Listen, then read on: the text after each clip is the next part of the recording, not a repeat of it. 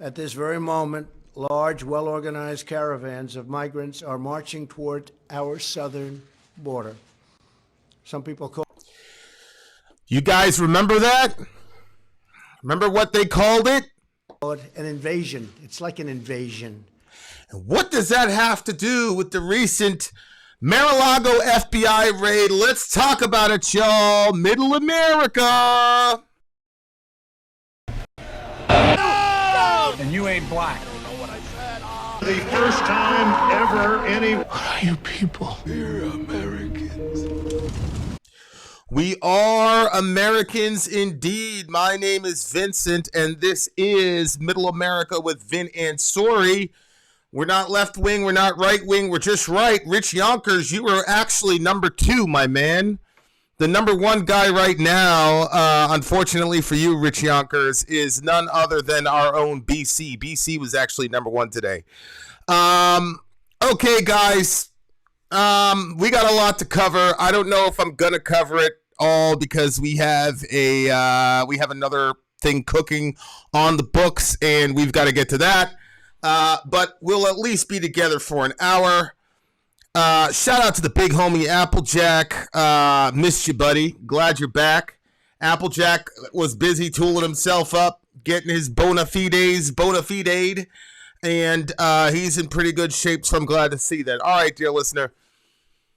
Today, we're going to be talking about the continued fallout that Mr. Donald Trump has with the Federal Bureau of Investigation, and by extension, not just Mr. Trump, but the entire Republican Party is up in arms, as easily predicted, because of the I was going to say invasion, because of the raid at Mar-a Lago. Now listen, there's a lot of complexities and angles to this story, but just recently the rhetoric from the right has been pretty concerning, to say the least. Let me just say it that way. The rhetoric from the right wing has been pretty concerning. Now, I don't know if you guys remember that situation at the intro, but you guys remember the migrant caravan. There was the midterm election. Shout out to Emmanuel from Portugal. You guys remember there was the migrant caravan, and that was happened to be right at the time of the midterm elections, and the Republicans were not doing well, and so Mr. Trump jumped on that because remember there was supposed to be this big giant blue wave. So there was a giant blue wave, right? It was supposed to happen. So Trump, in order to stymie that blue wave, chose to jump on the migrant caravan situation and get his constituency completely riled up and terrorized about the so-called invasion that was coming. Let me refresh your memory, dear listener. Trump style with the empty podium. The world, the jobs, the Republicans that are. So watch here what he says. The fact that we right now have the hottest economy anywhere in the world. It's doing better than jobs, unemployment. You look at any number. So he says that the people want to come to America because the job market was very, very hot at the time. And he was right. The job market was insanely hot at the time. So it makes sense that people would want to come to America if there's all this opportunity, because America is a land of opportunity. We remember. Right now we have more workers than any time in the history of our country. We have more people working in the history of our country. And people want to come in, and in some cases they want to take advantage of that.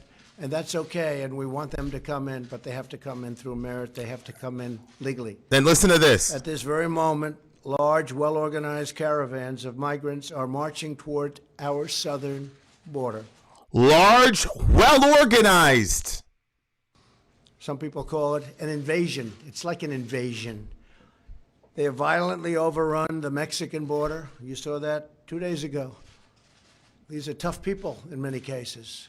A lot of young men, strong men, and a lot of men that maybe we don't want in our country. But again, we'll find that out. A lot of young men, a lot of strong men, a lot of tough men.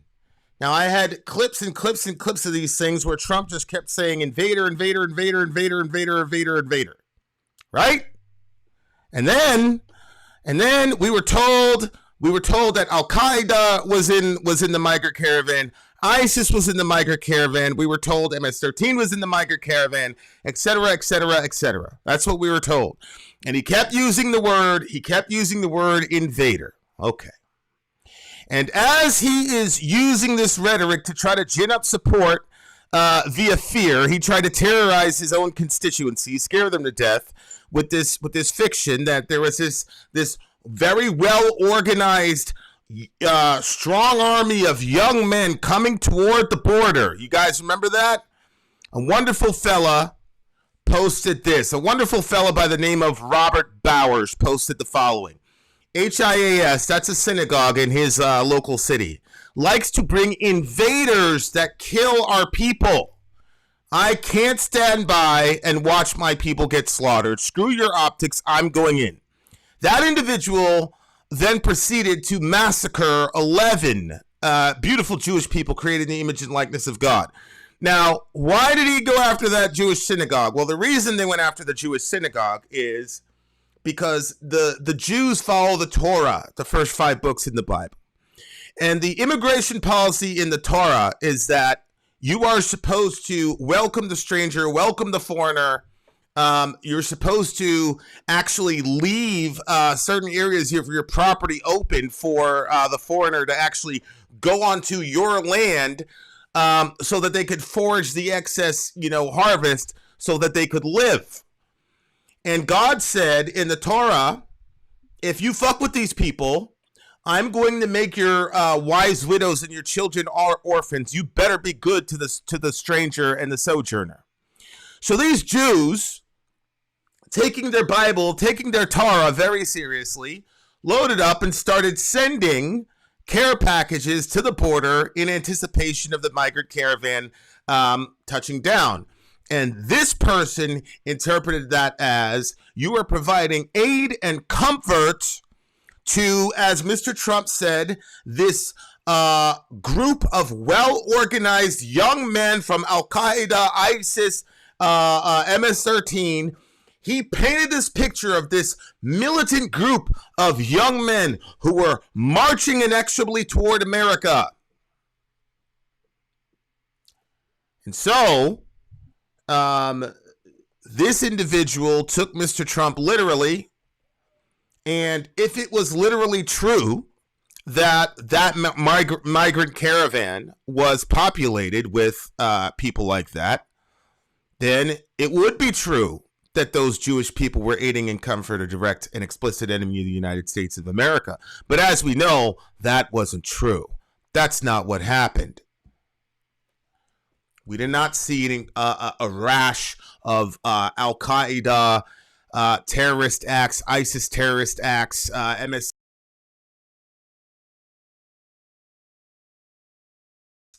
Once the midterms were over, guess what?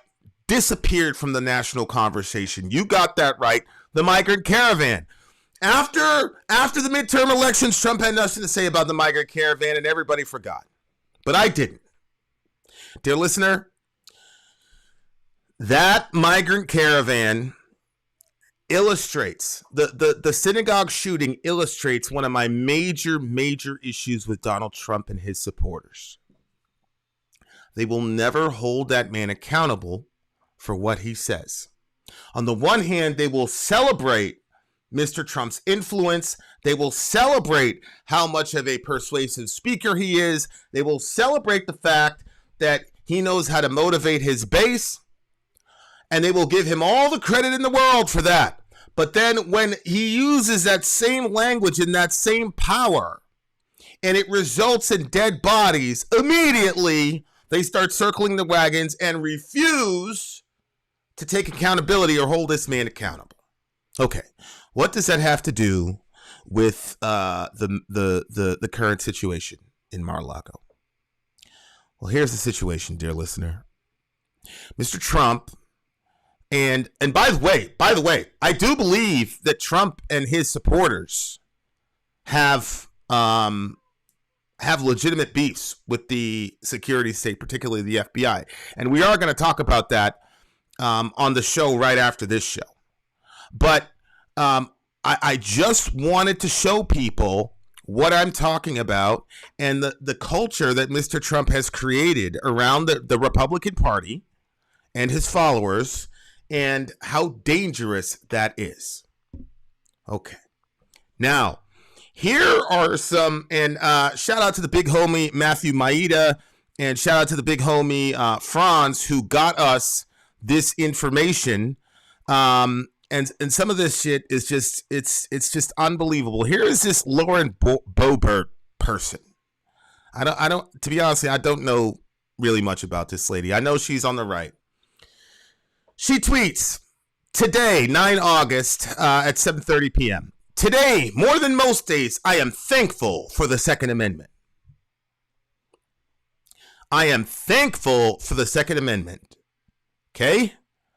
More than ever, I am thankful for the Second Amendment. And so Matthew, who is one of the foundational members of Middle America, if you want to ever meet the famous Matthew Maida, you can go to facebook.com/America Middle, and you can see right there that you can actually meet the man, the myth, the legend himself, and also the big homie Paul, who knows his law inside and out. We got a crew over there in Middle America. I'm literally like the least talented, least accomplished individual in our crew over there on Facebook. Anyway, this woman says, I am thankful for the Second Amendment. Now, if you know anything about the rhetoric of the right relative to the Second Amendment, you'll know what they say. They'll say to you, Vin, the Second Amendment isn't about hunting. They'll say, Vin, the Second Amendment isn't even about personal home defense.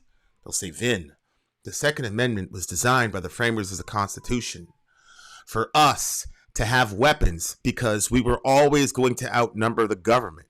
So if the government has weapons, but the regular people have weapons because the governed always outnumber their governors, this is a way to keep them in check. Or I think the quote is given to one of the founders, maybe it was Adams, maybe it was Ben Franklin, where it says the tree of liberty must be watered from time to time with the blood of tyrants. So when you have a context like that in our country that's flooded with more guns than people, and this very emotional situation happens with the FBI, and you post something like this is an you're incenting violence among the commoners. Trump in the migrant caravan understood that it was complete bullshit. There was nobody in Al-Qaeda in that group. There's nobody in ISIS from that group. And MS-13 is MS-13.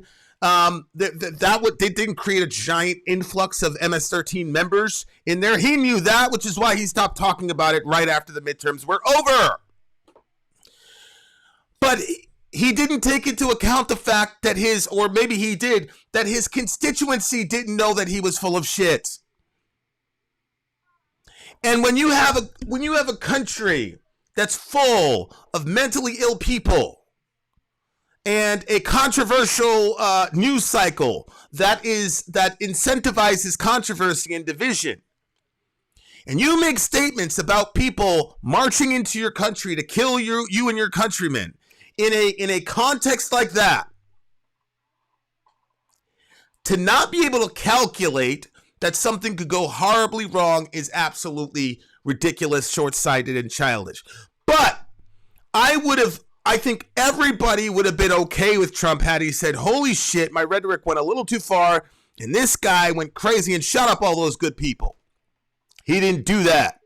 He didn't repudiate himself. He didn't self-correct. And none of the major players on the Republican side ever even breathed a word of holding this man accountable. Those are facts, dear listener. Those are facts. So now what do we have? Mr. Trump is being investigated.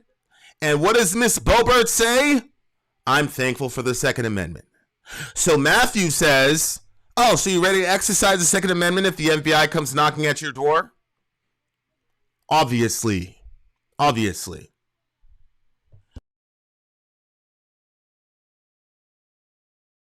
Here are some more outtakes from. And by the way, if you are a Trump supporter, if you're a Trump supporter, and you disagree with what I'm saying, please call in. Here again is more migrant caravan incentives toward violence. Sadly, it looks like Mexico's police and military are unable to stop the caravan heading to the southern border of the United States. Criminals and unknown Middle Easterners are mixed in with what? The majority of whom are just desperate people whose country we destroyed, whose region we destroyed because we're always raping people's resources and sticking our business in other people's affairs. He didn't mention those people. Criminals and unknown Middle Easterners. See, Trump knows his audience. You can say that Trump is dumb all you want, but he knows exactly how to get his audience stirred up. Are mixed in. I have alerted Border Patrol and military that this is a national emergency. Must change laws. So he called this shit a national emergency, and that dude loaded up, I think it was a Bushmaster, and then he went in and mowed those people down. Now we've got Lauren Boebert, whatever her name is, talking about she loves the Second Amendment. Okay. More though. More. Here is what's her name? Margie Taylor Greene, I think is the other one. I really got to get I got to start following more Republicans. Okay? I got to start following more Republicans. Here's Marjorie Taylor Greene. The FBI is raiding Trump's home in Mar-a Lago. This is the rogue behavior of communist countries, not the United States of America. Now watch this. These are the type of things that happen in countries during civil war. No, they're not. No, they're not. They're not actions of countries that are about to go into a civil war. We had a civil war in this country. Miss Taylor Greene, no disrespect to you. And it had nothing to do with a president or an ex-president being held accountable like everybody else. Those are facts. Marjorie Taylor Greene, Lauren Boebert, whatever her name is, Candace Owens, none of them posted about how we have a group of people in this country who could not even knock on your door, burst into your house, and blow you away. Now, I know for a fact they didn't even get inside the house when they killed Shorty. I'm specifically talking about Breonna Taylor. I know for a fact those motherfuckers stood outside and shot through the window. Didn't even ID their suspect. Those are facts. And that's going to come out because these guys just got arrested. You can see for yourself. But I know personally for a fact that's what happened. Okay. So she says this is the type of stuff that happens in countries during civil war. Why would you invoke language like that? That's not what prompted a civil war in this country. And even in the Western world in the last 50 years, that didn't provoke a civil war. Where in the Western world has a politician being held to account generated a civil war? In the last 50 years, the last 100 years, where? Where in America or where in the Western developed world has that happened? These guys are just completely making up, but you're throwing out the term civil war into the zeitgeist. In a country that has more guns than people, in a country that is still reeling from the pandemic, in a country where there's another pandemic looming, which could shut us down again, which could generate more physical altercations, in a country where Kyle Rittenhouse basically got himself in a situation where he had to fight for his life. And by the way, if I was on that jury, I would have voted the exact same way relative to Kyle Rittenhouse. In a country that is tense and angry and is in a recession and is sending billions of dollars to Ukraine in a proxy war. Now, all the you notice all the pro-Ukraine people, all the people with the Ukrainian flags on their thing, they're not talking about that anymore. Now I just saw Anna Kasparian complaining about us sending even more billions to Ukraine. When at the beginning of this, she was doing the same thing that the rest of the folks are doing. I just wish people would admit when they're wrong. Okay. Moses Kalalo says, can Obama's house be raided? Anybody's house can be raided. Anybody's house can be raided. Okay? So Marjorie Taylor Greene invokes the term civil war when she knows good and well that is not what is happening. Look at this. Look what else she said. She posted this more recently. What is happening will not be tolerated. We are coming. What do you mean by that? What do you mean by that, we're coming? What does that mean? What does that mean, we're coming? Who's coming, and where are you going, and who are you going after when you say things like that? Dear listener, do any of you believe that Marjorie Taylor Greene or the Lauren Boebert, whatever her name is again, I'm not trying to disrespect her. She's got the office. I respect it. But does anybody believe that either one of those two ladies is going to strap up and go to work? Anybody believe that? You think Lauren Boebert, whatever her name is an Ashley Babbitt type figure that'll fly across the country, put her life on the line, and get herself shot, get herself blown away on some dumb shit? Do you think those two ladies are going to do that? I don't think so. I don't think so. What I do know, though, is that a couple people that follow her and Lauren Boebert would, right? We know that. They would. These people that they appeal to, the people that they appeal to are people who are unbalanced and do not have a grip on reality and are enamored by this fiction that's been spun relative to Mr. Trump. It's a sort of mental social contagion where the narrative is Mr. Biden stole the election from Mr. Trump. We're not going to look at the fact that all the Supreme Court justices that Trump himself installed shot down his claims because there was no evidence. We're not going to look at that.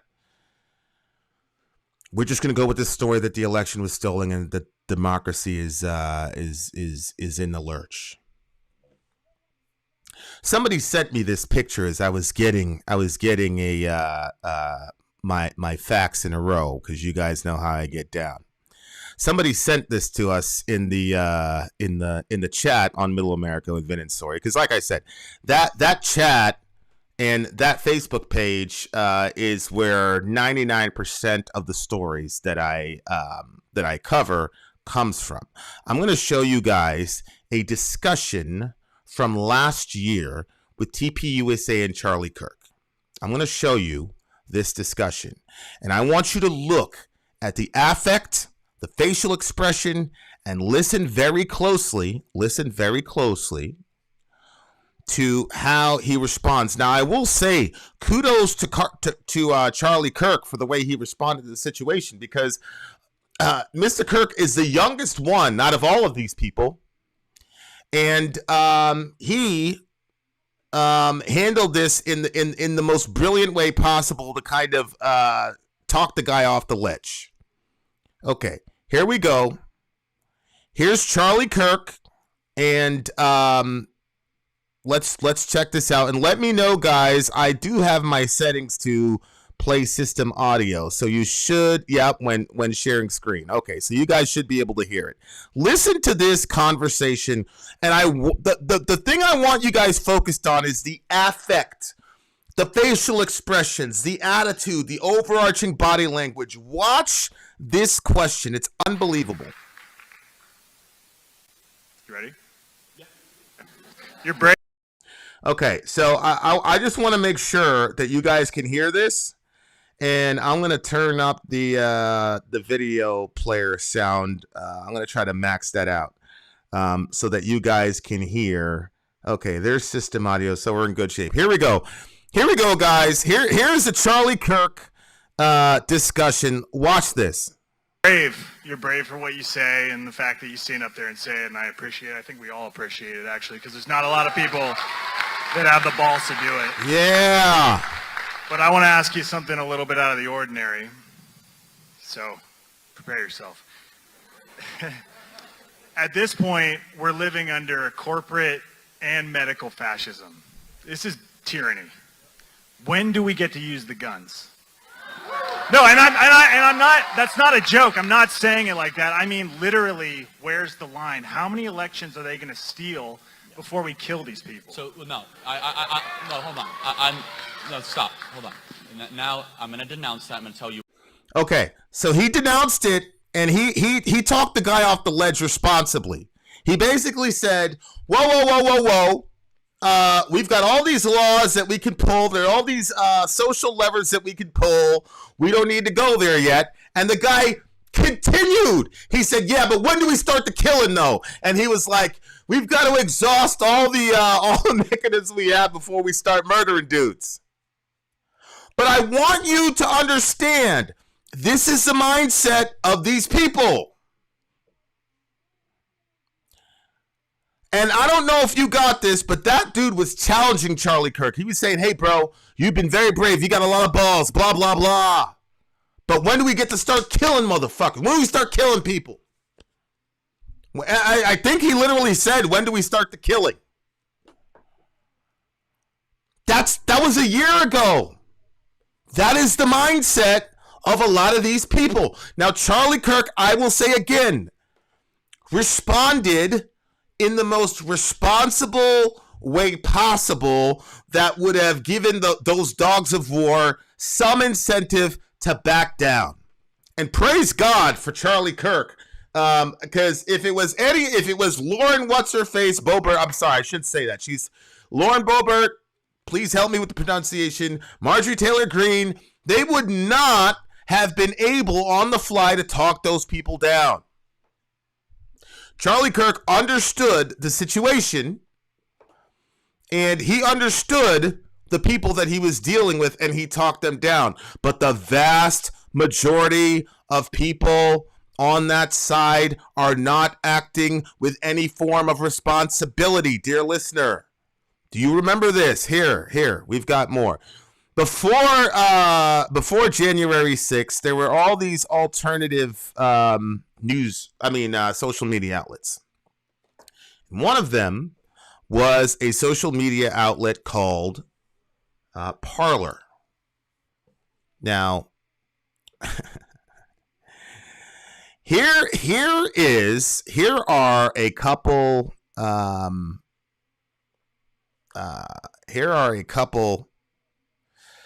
selections from Parler that you can see with your own eyes. Now, again, we've all forgotten about this stuff. You know, people ask me, people say, what's your problem with Trump? And again, my problem is the Republican Party is supposed to be about personal responsibility, but they will never, ever hold this man accountable. Look at this. Now, Lin Wood was Mr. Trump's lawyer. He was a friend. He got banned from Twitter. Trump got banned from Twitter later. But Lin Wood was a friend of Mr. Donald J. Trump. So what I'm about to show you, you cannot tell me that what I'm about to show you was not something that Mr. Trump knew about. Okay? Here is what Lin Wood said a couple days before January 6th.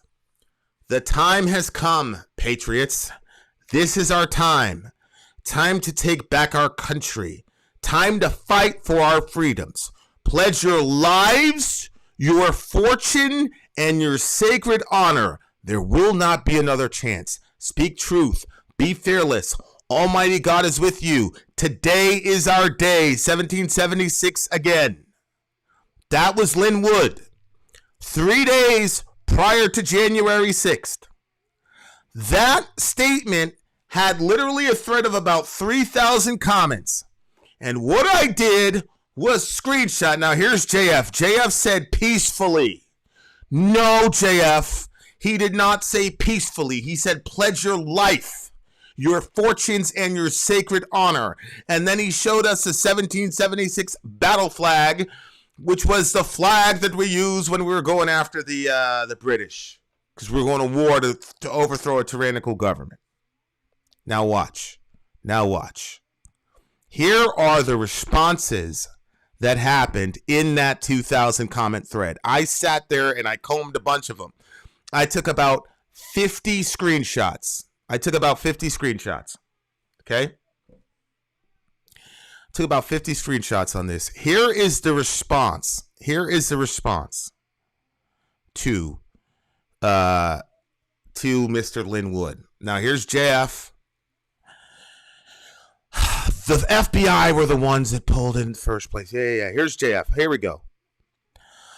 Here is one of the many comments. I've been thinking about this for months. Well-regulated militia and right to keep and bear arms does not mean peaceful protest. Here's another comment in that thread. I am locked and loaded, ready to stack bodies as soon as President Trump gives us a green light. Mr. Wood, sir. Signed, my oath never ended combat vet. You know, when you get sworn in, you swear to protect America from all enemies, foreign and domestic. So that Oath Keepers group, I'll call them, are a bunch of disaffected, angry, mostly Caucasian, Ronin-style military folks who miss combat and want another war to fight for, because as anybody knows, for anybody that's been in war and been in combat, you never get that feeling ever again. On top of that, you got a bunch of PTSD, and a lot of these guys believe that the only thing they're good at is war.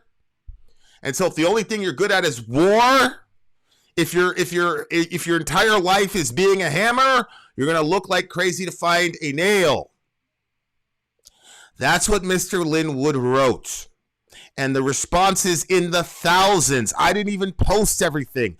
People were giving real-time updates. They were saying Nancy Pelosi's asking for help and it's been denied. How the hell they knew that in real time, I have no idea. Do you?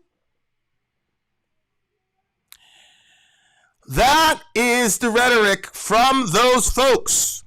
Now, what about after? What about after the jihad?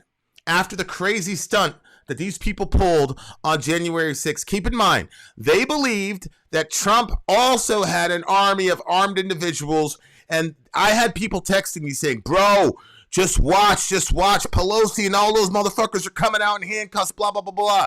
I said, sis, you're delusional. I said, look, if we watch and that doesn't happen, will you give up this crazy pipe dream? To this day, she hasn't given it up, dear listener. To this day. Bless God, she's not in a situation where she could actually have loaded up and went out there. But listen to what these people said after the entire situation happened. They got jammed up and locked up. Look at what happened. Your silence, this is them talking to Mr. Linwood. Your silence is harder to take than anything.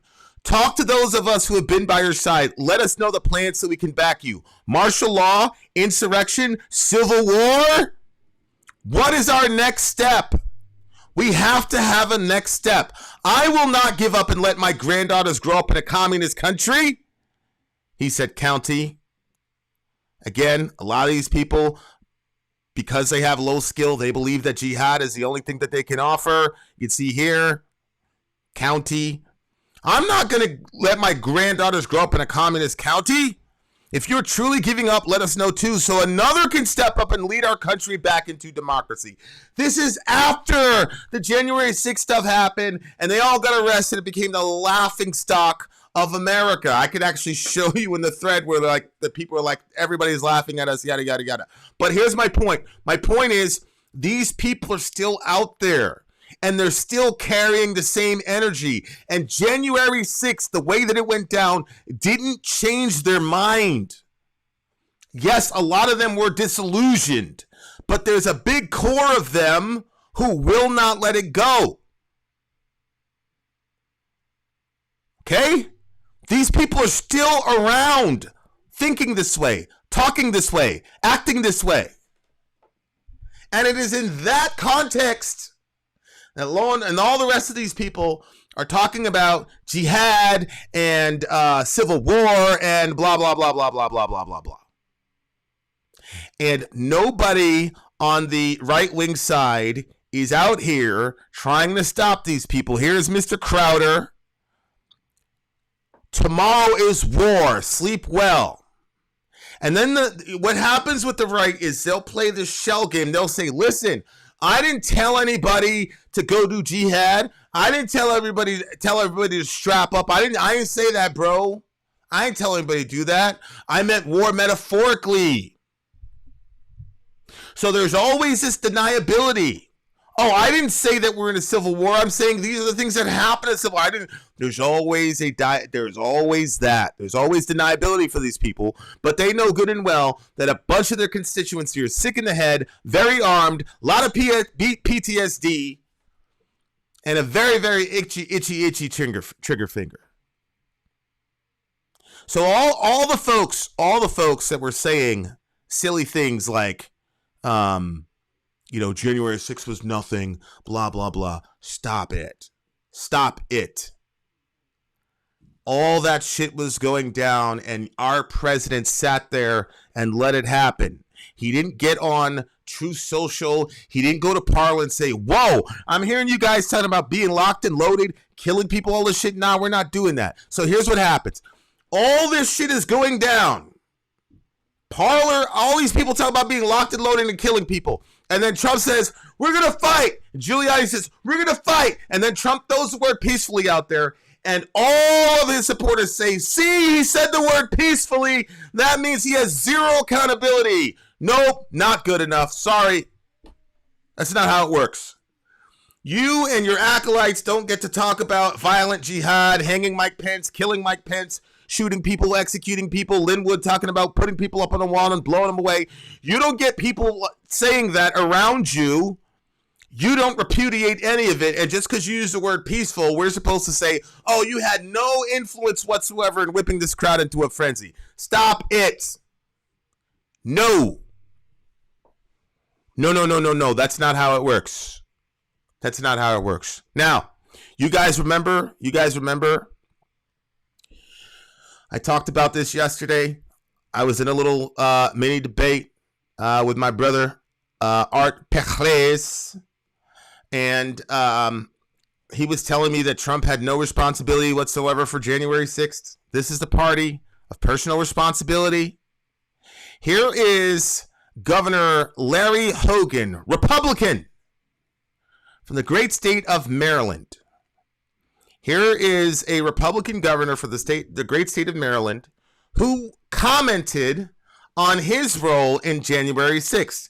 He wanted to deploy the National Guard to support the understaffed and overrun Capitol Police, and he was unsuccessful in doing so for a very long time. Yesterday, our nation's capital.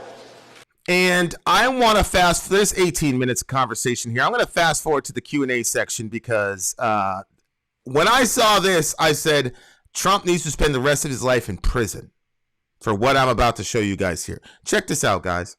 Should the president resign? Should we revoke the 25th Amendment?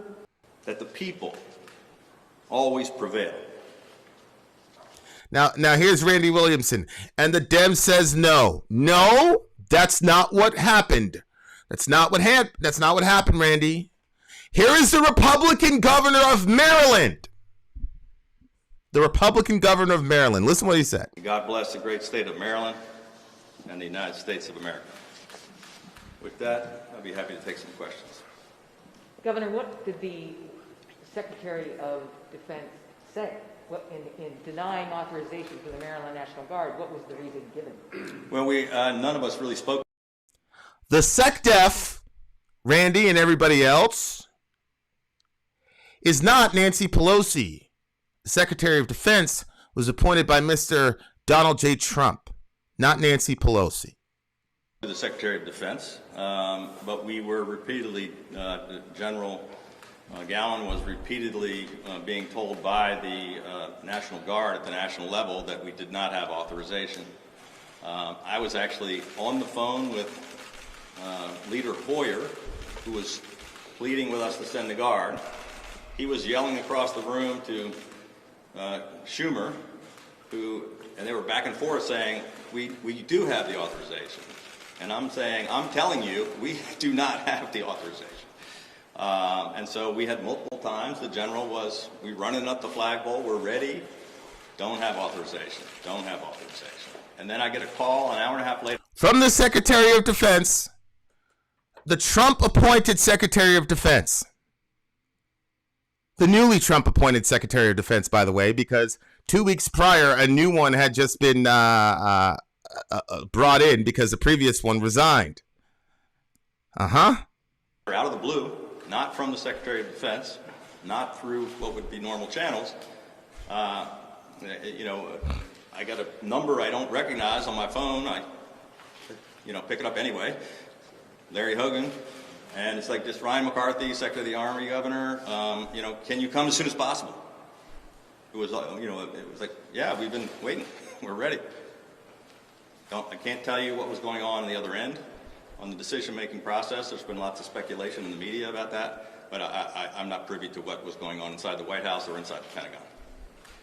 Governor, should the president resign? Pelosi at this point was running for her life. Pelosi was running for her life. As a matter of fact, as I said, one of the insurrectionists in the on Parler was live tweeting, or whatever they call it, where he specifically said, Pelosi's asking for backup. She was denied. It's time to take over. Okay? Now, again, how this person knew that, what gave that person that indication, I have no idea. But this idea that that Trump had nothing to do with this, that all he said was peace, I've just been peaceful, that's untrue. He knew that these people were ginned up. He knew they were angry. He knew they were completely irrational, and he egged them on anyway. And if you think saying one word like peaceful is supposed to undo all the other violent rhetoric that he used, stop it. Stop it. That is not true. He knew these people were in a murderous rage. Okay? These people were saying, fight to the death, patriots, yada, yada, yada, yada, yada, yada, yada, yada, yada. Okay? So, that was Mr. Donald Trump. He got those people all in their feelings, all excited about doing jihad, blah, blah, blah, blah, blah. And then he let those people go to war with their own country and their own government for about an hour and a half, 2 hours, whatever. His newly appointed SecDef wouldn't pick up the phone. Pentagon wouldn't pick up the phone. He sat on his ass and watched that shit unfold for an hour and a half, long enough for Giuliani to put a call out there to try to get the election overturned, yada, yada, yada. And when he saw it wasn't going to work and that Mike Pence was going to sack up and do what he needed to do, he then got out and had a little mini press conference on Twitter and said he loved them all. They were very special people, told them to go home. That's what happened. No, JF. That's what happened. I have facts, JF. I have screenshots, and I have a video of a governor. What do you have? But no disrespect, but JF is what I'm worried about. You've got groups of people who do not care about actual facts and are so committed to this story that no matter what they see or hear, they will never, ever, ever change their mind. So when a person like that sees civil war, when do we get to kill people? We're coming for you. Rest up. It's time to go to war. Or when Trump, when asked about his the folks who were doing the voting, you guys remember that when he said, "Stand down, but stand by." So the point of what I'm saying here is that the Republicans, the right-wing politicians and pundits are now taking this opportunity to inject even more hostility, militarization of our citizenry against their government and against their own citizens. Now, watch how this stuff plays out. JF says cops opening the door. Now, he's referring to the very famous clip where there's 500 of these wild-eyed right-wingers who had brought gallows to the place and everything, talking about hang Mike Pence, yada, yada, yada. It was two or three Capitol Police officers versus 500 people. So they opened the gate. Do you know why, JF? Because they didn't have any backup from the National Guard. You know why? Because as they were opening that gate, the governor of Maryland was calling to get authorization and couldn't. That's what happened, JF. You just heard it from the mouth of the Republican governor from Maryland. Now, are those facts going to affect how you interpret those officers? You just told me that the cops were opening the doors. I gave you a completely logical, rational explanation that's buttressed by fact, straight out of the horse's mouth. So now you guys should never, ever use that argument ever again, right? Because we've just demonstrated that that's not the case. But they're not going to. No, JF. Nancy Pelosi did not turn it down. Nancy Pelosi, when this man was making the call, was running for her life. He said the Secretary of Defense at the Pentagon wouldn't pick up the phone. Who was the Secretary of Defense? Who was in control of Pentagon on that day? That would be Donald Trump. It's his responsibility. But here you are trying to victim blame Nancy Pelosi, and I got no love for that woman. But this is ridiculous. My point is, JF is a perfect example of why people like Crowder, this Boebert lady, Marjorie Taylor Greene, how wildly irresponsible, un-American, and unpatriotic these people are. Because they know that people like this are around in America full of weapons. No purpose. No plans for the future. Completely nihilistic, afraid of having to compete with other people, and desiring to live out the fiction that there's some hero. I'll tell you a dirty little secret for a lot of people returning from war. When you go to bed and you close your eyes and you see a dead 12-year-old in sandals, and you're the one that killed him, psychologically speaking, you have got to find some way to justify your profession. That's as much I'll say about that with those people. Is right-winger a derogatory term? No, right-winger is a descriptive term for people that hold to a specific set of ideas. Okay? Now, just like with left-wingers, there is a spectrum, right? We know there are murderous people on the left because Mr. Kavanaugh almost got into a situation where he lost his life. We know that Antifa is a radically violent organization and institution. We know that. Here's my problem. Here's my problem, Randy, and everybody else. Barack Obama, who's probably still the most influential Democrat in America, never posts words that lead to violence. He never implicitly encourages Antifa. He doesn't use their lexicon. He doesn't use their language.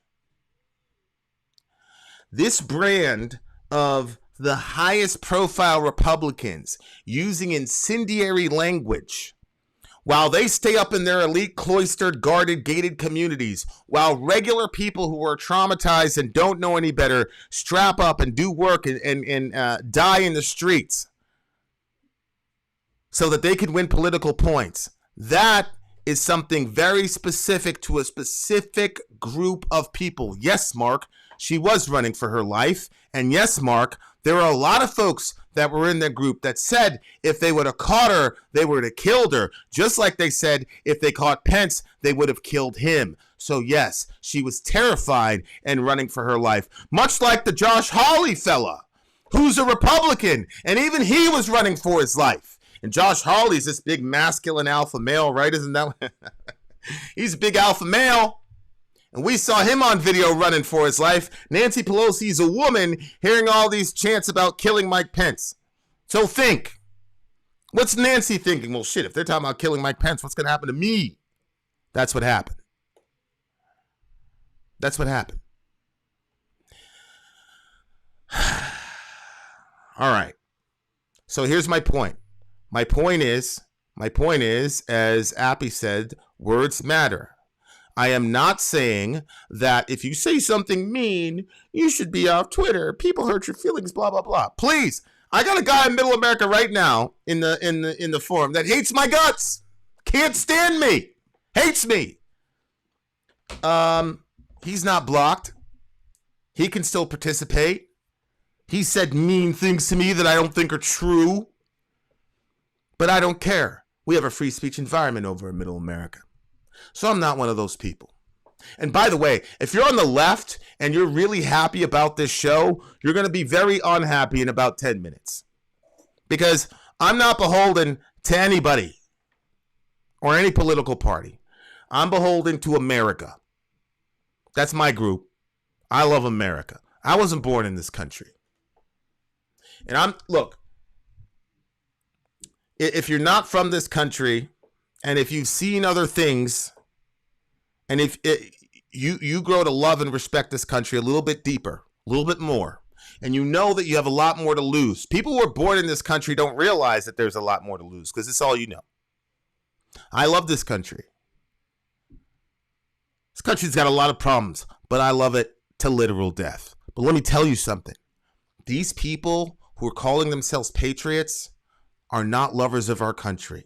And if you support Donald Trump after January 6th, now look, I understand if you say, listen, man, he's a horrible person. He should be in prison for the rest of his life. But I got to go to work and all that. Bro, I get it. I'm not talking about a sort of utilitarian support of Donald Trump. I'm talking about the emotional connection to the man. And as I said, the only explanation that one can have for the continued loyalty to a man who almost completely destroyed our country is that Mr. Donald Trump represents something. He is an icon of something. He's a metaphor of something. And that thing, whatever it is more important to Trump's followers than America itself. Now, I'm going to go around that topic, and you guys can figure out what Mr. Trump represents. But I want you to know something. All the Blue Lives Matter people, how did they handle the police? All those people that were telling us during the Colin Kaepernick kneeling and all this, that they love police, they love law enforcement. You remember that? And then when it was time to storm the Capitol, they went after those people, went after those police with reckless abandon. Because in their mind, the police functions for a very specific reason. And once the police step out, or once the federal police step out of that function, they're an enemy just like any and everyone else, dear listener. Mr. Trump represents something to these people that is more important to them than America itself, the idea. That's a fact. Now, I will leave it to you, dear listener, to figure out what Mr. Trump represents to these people.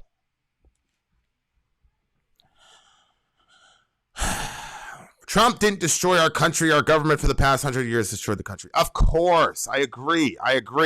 And anybody that says that Trump single-handedly destroyed the country is ridiculous. However, he has introduced a lethal level of division that no president has in this country ever. Now, if you're in the South, you could probably say, I beg to differ, Lincoln. You know, those folks in the South, they still mad over that shit. Still rocking Confederate flags.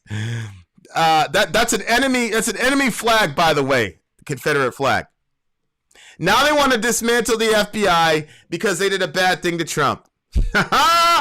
All those people that were laughing at the defund the police people, and I was one of them. Ridiculous. Defund the police. Ridiculous. I think that was terrible framing, terrible language, and you cannot convince me that it wasn't an agent provocateur that came up with that talking point. And unfortunately, some very politically naive operatives on the left side went with it, and I'll just leave that. I'll just leave that for what it is. Okay, guys. I have the other coin about this particular topic because we are going to talk about the latest relative to the police aren't the FBI. Yeah, Wacky Tour, I understand the police aren't the FBI, my brother, but the fact of the matter is the big tagline, especially during the Cap kneeling situation, was law enforcement. Right? I respect law enforcement. I respect LEOs. But now that their guy is jammed up, now we want to start parsing verbs. Nah. The whole thing was about respecting law enforcement. There is no dichotomy between local police and federal police in these guys' rhetoric. So we're not going to reinvent history. We remember over here. We remember things. Y'all were saying law enforcement. You didn't say local police versus federal police. Stop it. I love you, Akator, but we're not going to do that, right? Let's not try to reinvent history now. Let's not do that. The reason that these people have turned against the FBI is for the same reason they went after they went after the Capitol Police. How do we explain them going after Why do we explain them going after the Capitol Police then? Since they love cops so much, these people. Okay, guys, I have another episode coming right up, and if you're on the left, you're going to be very, very upset about what I'm about to show you. Love your neighbor. Take care of each other. Middle America, we are the media. Till next time, guys. Guys,